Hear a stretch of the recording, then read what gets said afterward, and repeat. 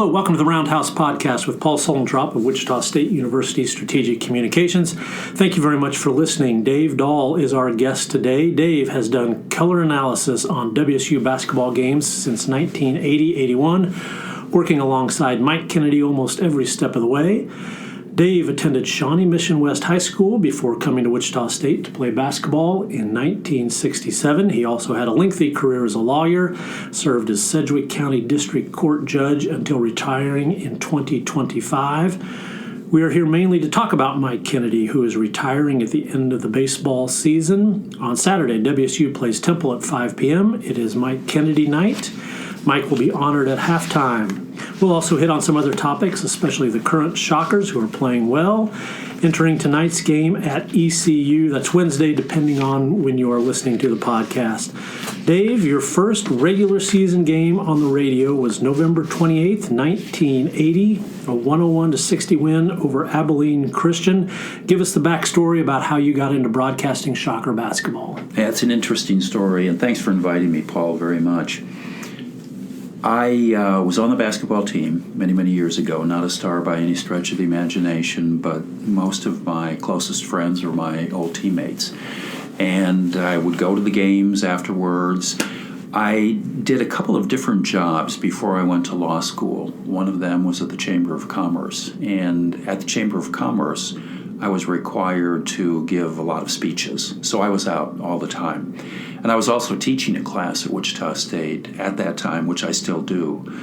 So Mike Kennedy was going to be the play-by-play announcer for the Shockers, and he was looking for a color analyst for basketball.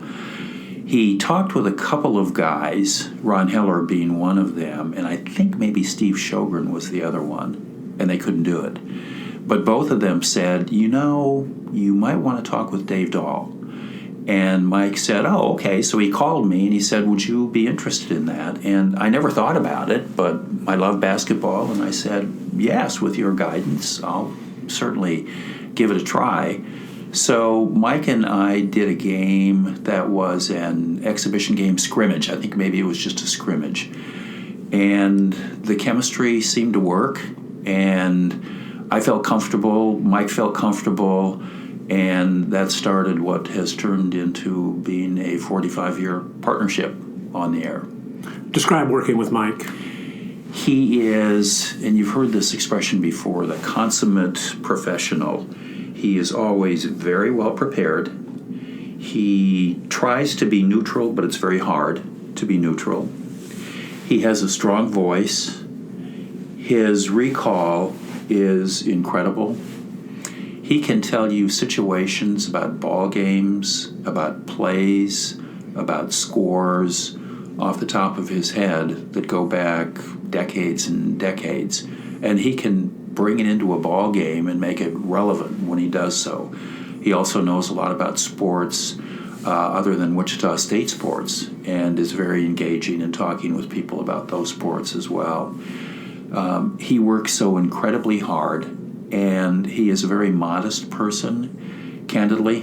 I've never heard him say a negative word about anybody in my life. No backbiting, no derogatory comments, maybe about some officials occasionally, but other than that, nobody ever is at the receiving end of any negative comments. And he's just a gentleman and a true professional. Okay, you open the door. Who is the official who has annoyed Mike Kennedy the most? That's hard to say, and it depends on the season, and it depends on the game. I will just say this. There will be more than one official that maybe have raised his ire over the years, but not to the point where he doesn't like that official, period. It's just that in a particular circumstance, they might not have done the job that they should have done. We traveled a lot. And traveling commercial, we would interact with the officials because they travel commercial too. So we got to know a lot of them very, very well and felt like they were our friends. And honestly, Mike has respect for officials because the job is the very hardest job that there is. It is a very tough job, and I think criticizing the officials a little bit is all part of the entertainment of the sports world. Definitely, Mike has also done baseball, done volleyball. He's emceed numerous Shocker events. I guess there cannot be many important WSU moments in the past 40 plus years that he has not been a part of. What made Mike such an enduring, important figure around WSU athletics? I think his recall is just so good. And he can bring the history into it. He can make the athlete and the team the focal point, not try to draw attention to himself. He can bring in stories, and he'll do them succinctly, but they will be relevant to the situation at hand. And what it does is it raises the profile a little bit higher of the event that he is taking care of. And he got into volleyball, had never done a volleyball game, and by his third game, he was a seasoned pro. He did the same thing with soccer, and he broadcast professional soccer for the Wings for several years. Was not a soccer fan necessarily. They asked him to do it. He studied up, and he's just such a natural. He was just superb at that as well. I think Shocker Volleyball may say more about Mike Kennedy than almost anything else. One, that he was willing to add to his workload. I mean, he already did baseball, which is a long season. So for him to do volleyball, August, then through basketball and baseball says a lot. And as you mentioned, the fact he picked it up so quickly speaks really well of him. It does. And he makes the players, the athletes, the focal point. We've been blessed to have people like Chris Lamb on the coaching staff. And that makes it much, much easier.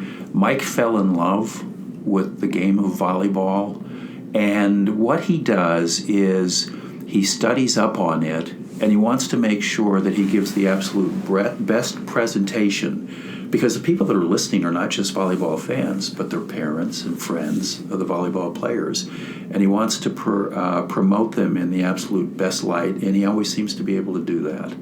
I think Mike has been really clear. He really enjoyed being around the volleyball team, and Chris Lamb would just be the perfect guy to learn volleyball with. And they could talk Giants, Dodgers, baseball. So that pairing had a lot going for it. Definitely. It sure did. So that Abilene Christian game in 1980, that starts a season in which the Shockers go 26-7, go to the Elite Eight. Let's tell the youngsters about that era of Shocker basketball. How do you describe the vibe in those days? We had terrific players.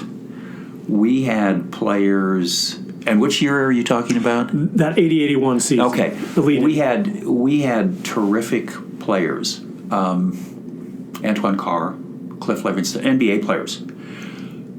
There would be a game of the week that would be played on one of the major networks, maybe 2 games a week, and Wichita State was promoted quite frequently. When we'd be in the airport, and a lot of the NBA teams would travel commercially, not by private jet. In the airports, I remember the Boston Celtics, the New York Knicks screaming over at us, "Hey, Twan, hey, Cliff," and they'd come over and talk to our players because they knew who our players were. And it was exhilarating. You'd go into an arena, and we had such athletic players that almost put on a show before the ball game started, and arenas would be packed during warm-ups, and people were cheering for the Shockers and screaming at the Shockers, and they rarely let people down. We had a magnificent group of players, and Gene did a great job of recruiting. Gene Smithson. Yep, and there were some questionable things. We went, which, who knows? I knew the attorneys that represented the university, and the types of things that Wichita State seemed to be taken issue with didn't seem to be that relevant. But in any event, that's me, and I'm a huge Shocker fan. From the NCAA perspective. That's right. Is what you're talking about. But we go later, the next year, we go into Madison Square Garden to play a game, and it's packed, and we play Iona. And we had Antoine and Cliff and Aubrey and Greg Dreiling in that group. And Aubrey and Greg Dreiling came the next year, of course. But that 80-81 group was so talented and they were so possessed, and their desire to win was at a high level that it may have been the best collection of talent that we've ever had. I remember asking Gene with the Tulsa game coming up, Gene, what do you have planned for Tulsa? Tulsa is loaded. You have a very good team. What do you have planned for Tulsa? And he said, plan. It's just going to be our hosses against their hosses. And that's what oftentimes it turned into. Great play. Randy Smithson was a great player. Had a lot of really, really fine athletes. Tony Martin, Jay Jackson, that 80-81 team that we're talking about, 26-7, won the Missouri Valley Conference title, defeated Southern, University, Iowa, and the University of Kansas in the NCAA tournament before losing to LSU, and that kicked off what was a really fun era of a lot of basketball throughout the 80s. Favorite moments, favorite calls, things that you will remember about sitting alongside Mike Kennedy at a big game? Maybe one of the biggest was the Iowa game that year, and Lute Olson brought the Hawkeyes down, and we were hosting, and Iowa was the favorite, and they had superb players, but we did too. And the fans were so raucous, so loud, that it may have broken decibel levels, and it was the entire second half.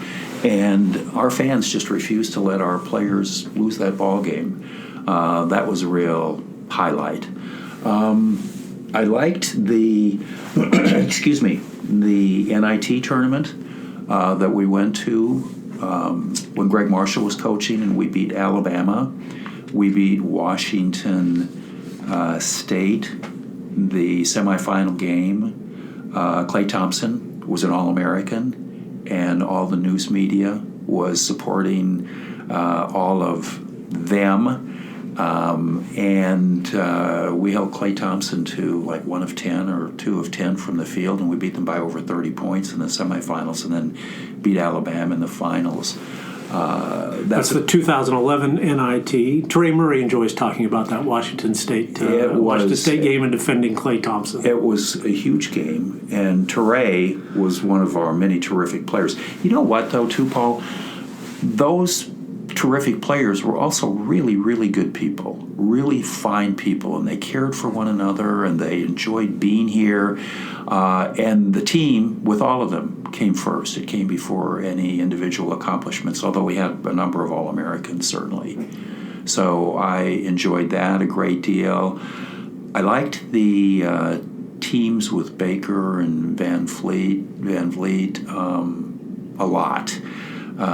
Things were kind of unexpected. They kind of came out of nowhere. I really enjoyed those teams, and that run that they had to the Final Four was something that you just can't explain to people unless they've been there. When Mark Turgeon came in, the question was, after several down years, a multitude of down years, whether the success could ever be restored. And Mark Turgeon made a believer, and he recruited well, and those players were wonderful, magnificent players. Got us to the Sweet 16. I remember playing in the regional on the East Coast, and we were playing, can't remember. Played Seton Hall in the first game. We played Seton Tennessee. Hall and Tennessee the second game. So we played Seton Hall, and we had our way with Seton Hall. We were much better than they were. So we played Tennessee in the second game, and we had seen Tennessee play Winthrop the game before. And both Mike and I said, after watching that game, we hope we get Tennessee and not Winthrop. I don't know if we can beat Winthrop, which turned out to be Greg Marshall's team, and Tennessee beats them. So Tennessee is one of the favorites to go to the Final Four. And everybody was following their coach. Their coach was Bruce Pearl, profile, and they would have been the number 2 seed. Chris Lofton would have been one of their star players. And they were good, but we had our way with them, and we had a lot of good players, led in particular by P.J. Couisnard, who had a magnificent outing against that ball club. So those are some of the real highlights that I remember. Definitely, that Tennessee, that was a pivotal weekend in Shocker basketball for many reasons. Mike described an instant, or pretty close to instant, comfort level chemistry with you on the broadcast. How did that develop? I had met Mike one time, did not know him, but knew of him, had respect for him, was flattered when he asked me to help with the broadcasts. A guy that is that much of a professional makes you want to be your very best. You don't want to do anything to let down the broadcasts. Mike talked to me about how to prepare for a ball game, and I love statistics. And I really like to do my homework and my research on virtually everything I'm doing. So Mike steered me in the right direction. And my philosophy always is the ball game comes first, and we just need to describe what's going on. But then Mike's role comes second. His role is more important than the color analyst's role. He's describing, he's creating the picture in the mind of what's going on so that people can actually read what's happening in the ball game just by listening to Mike and hopefully by me a little bit. And then the other thing is I figured out very early on how to get in and out very quickly so that I don't disrupt the flow of the action. And it just seemed to work. And to this day, Mike and I are very, very close friends, very dear friends. And Debbie, his wife, is wonderful, and my wife Tonya is a very close friend of Debbie's as well. And to this day, I still have the utmost respect. And candidly, I enjoy listening to him do volleyball matches. I love listening to him do baseball games because I want to support the Shockers. I just like to hear his description of what's happening. He's just so very good at it. How does he go about preparing? I think that's one of the first things people will always mention about Mike Kennedy is his preparation. Take us inside Mike Kennedy getting ready for a game. He gets up very early in the morning, and it's an alarm that gets him up. It's like a professional writer that says, I need to write for 6 hours a day. And they get up at a certain time, and they sit down, and Mike does that, and he has an office in his house. He gets on the computer. He starts to do the research on the numbers. He keeps the logs, so you just have to add the last game. He types it. He is curious, which has been one of his greatest attributes.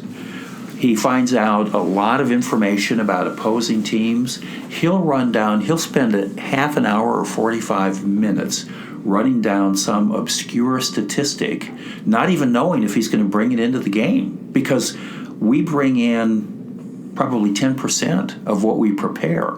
And it takes me 10 hours to prepare for a game as well. But then he types it all out, and I type mine out too. I write mine out, and you see mine here, and I color code it so I can get in and out quickly. Each color stands for, one is free throws, one's field goals, one's three-point shots, so I can get in and out very quickly. Mike has his all typed out. Paul in really tiny type. I don't even know how he sees it. He never looks at it during the ball game. Just his typing it out commits it to his memory. I've never seen him look down at his sheet during a ball game. It's pretty impressive. He's an incredibly intelligent guy, and he has a photographic memory, and he just doesn't forget things.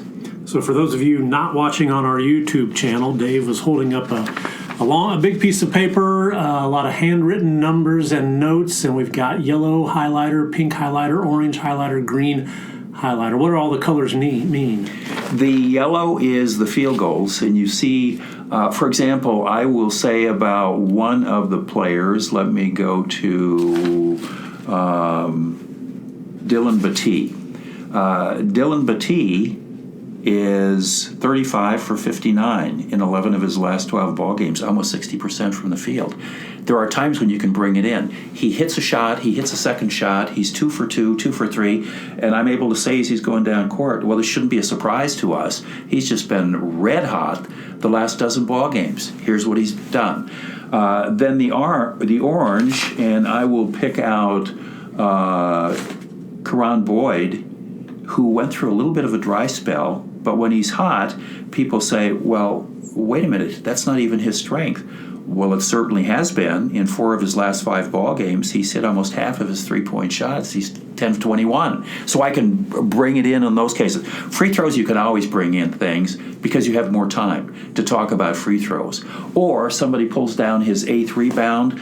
That's pretty fantastic. As a matter of fact, he's been averaging 7.5 rebounds per game in his last 6 ball games. So you can give a context to what's going on, how many double-figure scoring games they've had, all of those types of things, and that's the pink.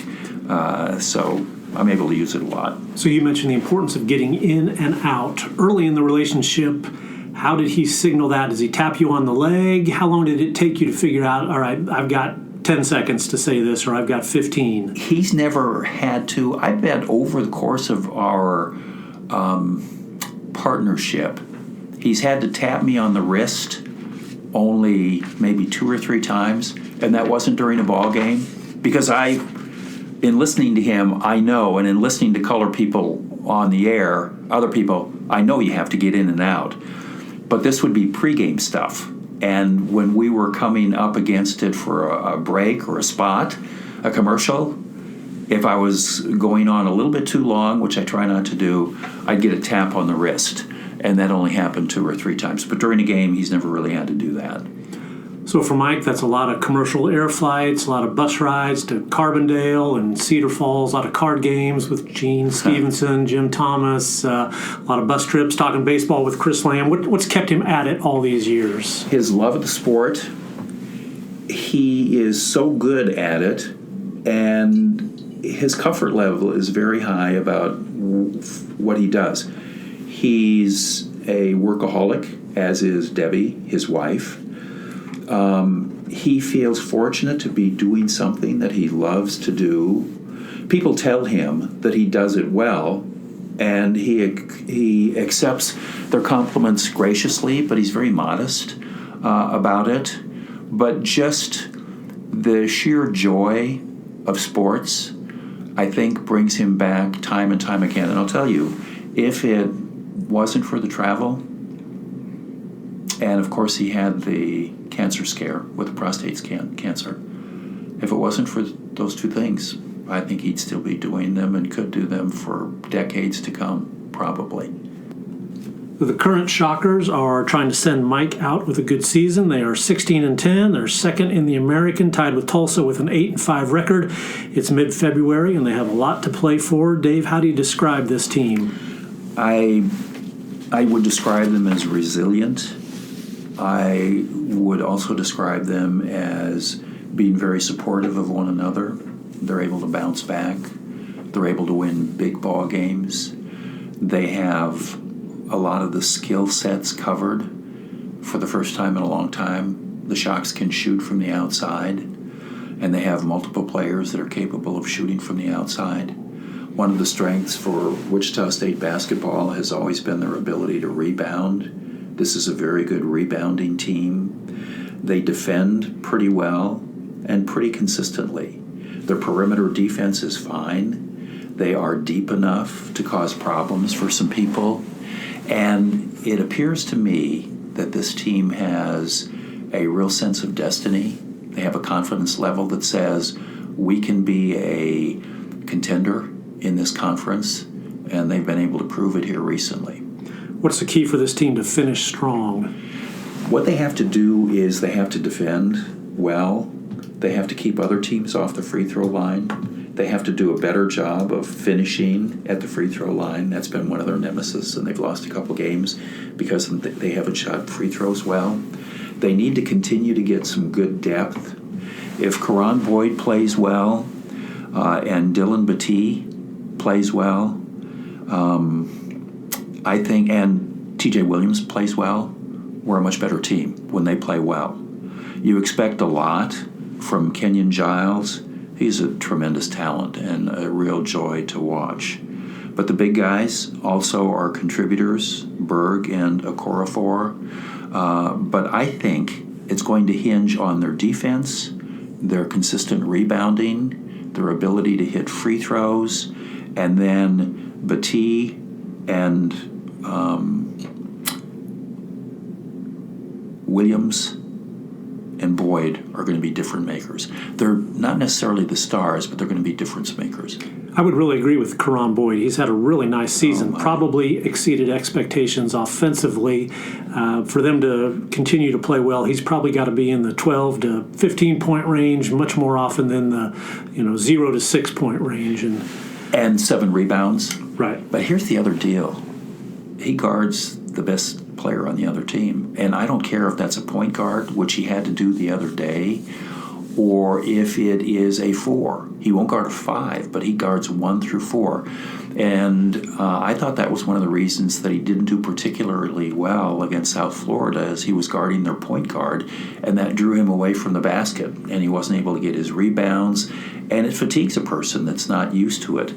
But his playing well makes all the difference in the world. Yeah, his defense and rebounding, I think, definitely is one of the tone setters for this team. He plays hard, and is very, very reliable, very solid, no doubt. You've seen some shocker scorers of small stature over the years. Greg Carney and Cal Bruton come to mind. What do you enjoy about watching Kenyon Giles? And he seems to really resonate with the fans. They enjoy him a lot.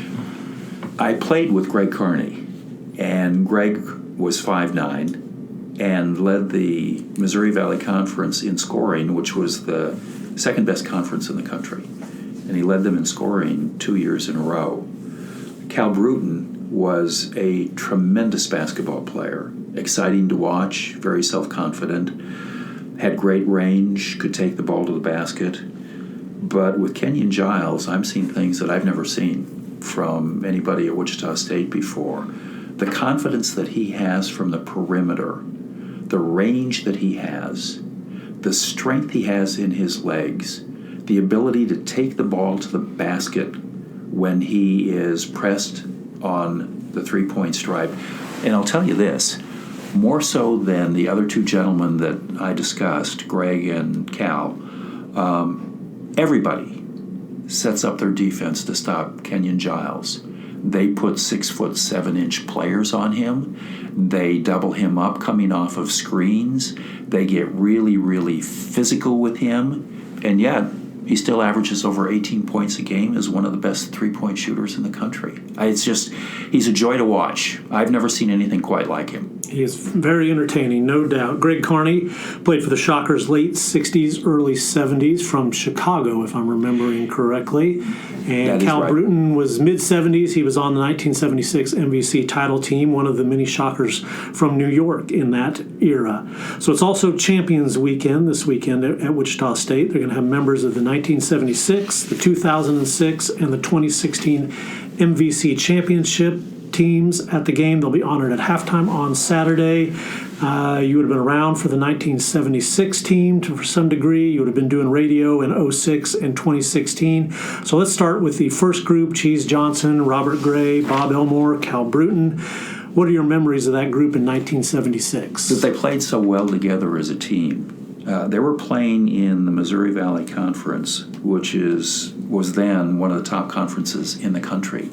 Every game was a championship game in that conference. I thought Cheese Johnson was one of the most exciting players to watch in the country. I am lucky enough to call him a friend. And he just did everything, whatever it took, to win a basketball game. Robert Gray went on to play in the NBA. He was a talented offensive player, a very self-assured player. Robert Elmore was not a very good basketball player when he came to Wichita State, and the coaching staff worked with him, and they had some tall people on the coaching staff, and Robert turned into an all-conference player. Bob Trogel, one of the smartest players ever to play out here, was one of the guards that started, always did a fine job, settled the team down, kind of directed the team, and Cal Bruton, who went on to have a professional career in Australia, did such a good job from the perimeter that he prevented teams from dropping down inside and double teaming the big players. So he kept the floor balanced. That was a tremendous team, an exciting team. Harry Miller coached them, and they got beat by Michigan, shouldn't have been beaten by Michigan. Ricky Green scores a 2-point basket with 6 seconds left, and they beat the Shockers by 1 point. That was Wichita State's game, and I thought Wichita State was the better team. They had a really wonderful season that year. That 76 team went 18-10, 10-2 in the Missouri Valley Conference before losing to Michigan and Denton, Texas in the first round of the NCAA tournament. 2006 Shockers, they erased a lot of frustration around Wichita by winning the program's first MVC regular season title since 1983. They returned to the NCAA tournament under coach Mark Turgeon. Paul Miller, Kyle Wilson, Sean O'Geary, mentioned PJ Couisnard, Kayron Bradley, Matt Breyer hit the memorable shot to beat Creighton on Valentine's Day and kind of set everything in motion that season. What stands out about the 2006 Shockers? They were versatile. They pulled together as a team, which oftentimes it takes. They were good inside. Paul Miller was the player of the year in the conference. I mean, he was tremendous. But with any of those guys not being in the mix, Wichita State wouldn't have won. P.J. Couisnard gave them that weapon from the perimeter who could take it to the basket, and he could also guard their big players. When Kyle Wilson came to Wichita State, and he was a major recruit, I think he had played at Illinois possibly before that. Kyle turned into a real star for this ball club. Sean O'Geary gave them the depth from the outside. He was a real marksman, one of the first three-point stars that Wichita State had. And Matt Breyer, along with the other small man, Cal Bruden. Matt Breyer is a small man. And then we'll talk a little bit about the 16 team. They all had a small player that was very, very good and a ball of fire and a high-energy player. And we went on the road. We beat Tennessee, as we had talked about. We go up against George Mason the next game. And George Mason, we thought, we can beat George Mason. They're good, but they're not special. It was their magical year. They beat Wichita State, and they go to the championship game of the NCAA tournament. They beat a UConn team that had 5 players that went to the NBA.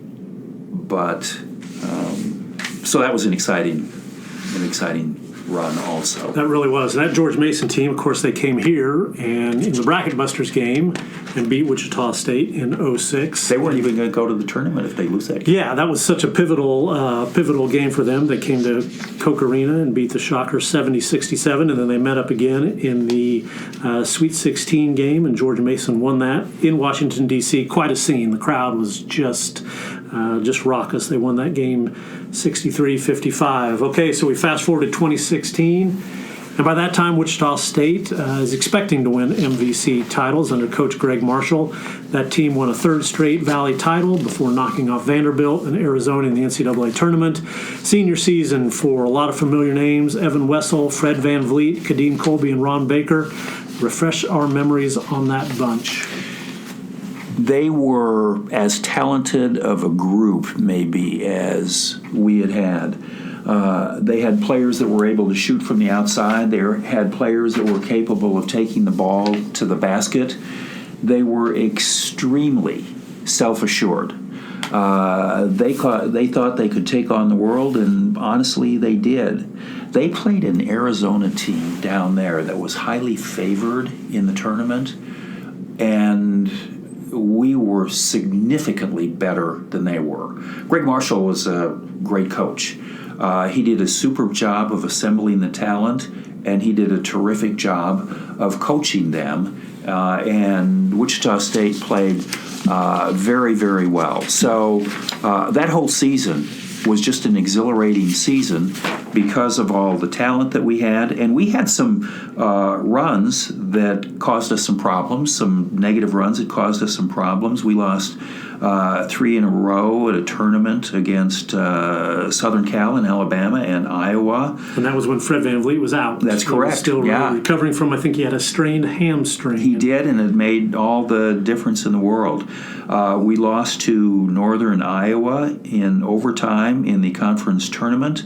but we still get a bid, and we played extremely well in the NCAA tournament. It was an exhilarating season. Greg Marshall had a lot of excellent defensive teams. This may have been his best. They held Vanderbilt to 50 points and won that game by 20. They held Arizona to 55 points and just really disrupted everything the Wildcats were trying to do. Opponents shot 38.7% from the field against the Shockers that season. Just really a great defensive bunch. Okay, you were a teammate of Warren Armstrong's at Wichita State. He was a senior in 67-68 when you were a freshman. Yes. Warren later changed his name to Jabali, and he's back on my mind because of a documentary on the ABA on Prime called Soul Power. So the first episode highlights Jabali and the Oakland Oaks. They won the ABA title in 1969. He was named playoff MVP. Describe Warren Jabali as a basketball player.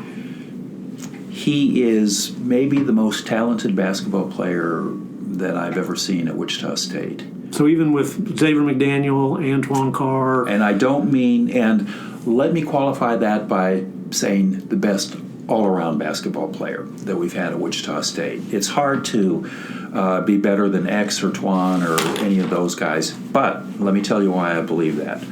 Warren Armstrong comes in at 6'2". He is really well developed, naturally muscular, huge legs, strong legs, can jump the proverbial out of the gym, led the team in assists for at least a couple of years, averaged double-figure rebounding in the Missouri Valley Conference, which was one of the top two conferences in the country, averaged double-figure rebounding at 6'2" for his career, and he was a scorer. He could score inside, he could score outside. He did everything that one needed to do to win. I have never seen anybody able to jump like he can jump. When we played Wes Unseld and Louisville, he wanted to guard Unseld. When we played Cincinnati, he wanted to guard Cincinnati's big players, so he'd go into the post and guard and still come away with double-figure rebounds. It was a very, very difficult time across the country because of the blacks desiring equality and fair treatment, which was long overdue. And a lot of our ball players were thrust into the forefront of that movement, and it was hard on them.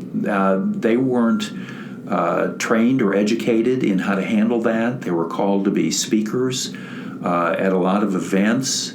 And because they were prominent on campus. That's exactly right. We go on the road, and they would go out and go to gatherings in the city that we went to and talk about the movement. The civil rights movement. Let's get back to that because I want to ask about that. That was part of the documentary, but I want to get back to the basketball and then we'll come back to kind of the off the court. Let's give people an idea about Warren Armstrong, his versatility. He averaged 16.7 points over his career. He still ranks third on Wichita State's all-time list or career list for assists, and that was not broken until Fred VanVleet and Terray Murray, so pretty recent Shockers. And then rebounding, he ranks, looks like he's in the top 8 of career rebound leaders. So he, as you described, certainly did it all. And I've never seen any highlights of Warren. I wake up every morning and come in here and check the mail, hoping that some old-timer will say, hey, I discovered this reel-to-reel film of Warren Armstrong.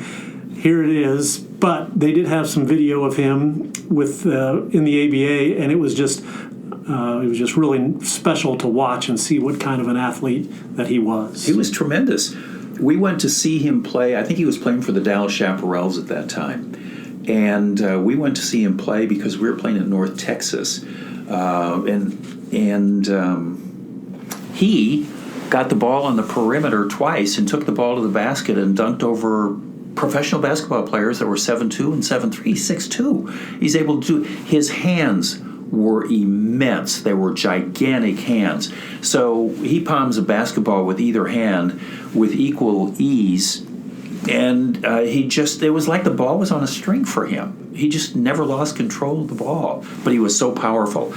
I saw him throw a pass, and fortunately it hit the guardrail before the first set of seats, and it went 40 feet up in the air. If that nobody could have caught it, and if that would have hit a fan, it would have been the last game that fan ever would have seen. It's just, he was so strong and so athletic. Just, it's hard to describe it unless you see it.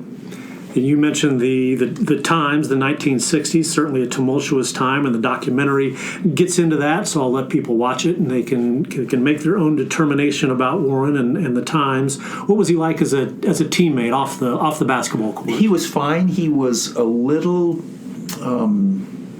He stuck to himself a little bit.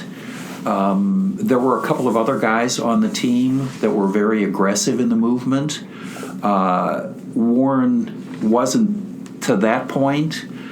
Some of the other guys were a little bit more affable than he was. Most of us got along together really well, but there were some issues between white and black, and on some teams, I didn't feel we had that issue, that problem. Got along together with them very well, but they had so much pressure put on them to be at the forefront of the movement that it caused them, I thought,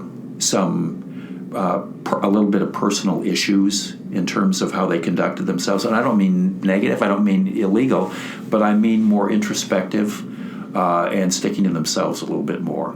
Okay, you've been very gracious with your time, Dave. Let's wrap it up. I've got some Dave Dahl trivia here that I've prepared. In December of 1970, Coach Gary Thompson is quoted in the Wichita Eagle saying, "Dahl is an asset to this ball club, whether he's on the floor or on the bench," after a Shocker victory. After what game did Gary Thompson toss you that compliment? Nebraska? Close. You're on the right alphabet. Nevada. Oh, okay. Shockers defeated Nevada 97-69 on December 16th, 1970, and Dave Dahl played well. All right, my second Dave Dahl trivia.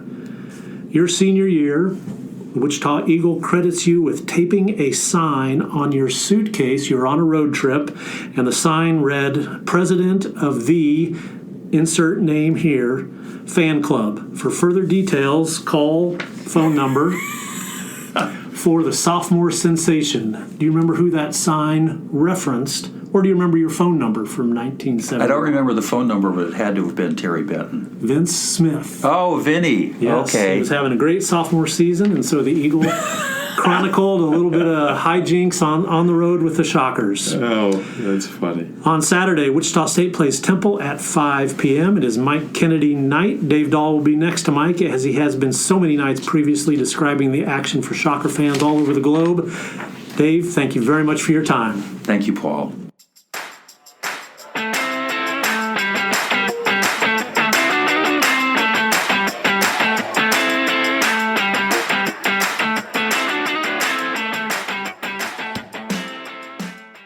Thank you for listening to the Roundhouse Podcast, courtesy of Wichita State University Strategic Communications.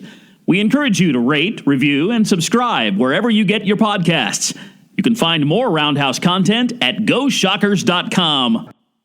Boudreaux, across the timeline, double teamed out front. Fires for three and misses off the heel. Rebound, Henry Carr. He was hammered. Loose ball. Grayer with the rebound. They'll have to foul him, and they do. 3 seconds left. This is it. Wichita State is on its way back to the big dance. The Shockers cannot lose this one unless they get a silly technical foul or something. 3 seconds to go. Even if Grayer misses here, the Shockers can just get out of the way. Tulsa would have to make a three-pointer and then try to get a timeout called, and even at that, Wichita State, they probably would not have time to do both. If Grayer makes any of these, it's all over. Well, where are all these people going, for heaven's sake? You must be right, Michael, because everybody's leaving. Steve Grayer with a career high in rebounds, 12, and the last two have been huge ones for Wichita State. Steve spins, shoots, good. Steve Grayer, 2 for 2 from the line, 14 points. Wichita State is on the way to the NCAA tournament. An ecstatic Shocker bench. Grayer ready again. 3 seconds to go. 5-point lead in overtime. People are throwing trash. Very nice sportsmanship. People are throwing trash onto the floor. And you know something, that's insulting to the Tulsa team also. They have played a marvelous game, and then to mar the ending with something like that. What a great college basketball game this has been. Grayer, ready. Pushes it up. Short this time. Steve just kind of gets out of the way. Lloyd fires at the length of the floor. Hits the backboard. It's over. Wichita State on the way to the NCAA tournament. Final score in overtime. Wichita State 79. Tulsa 74.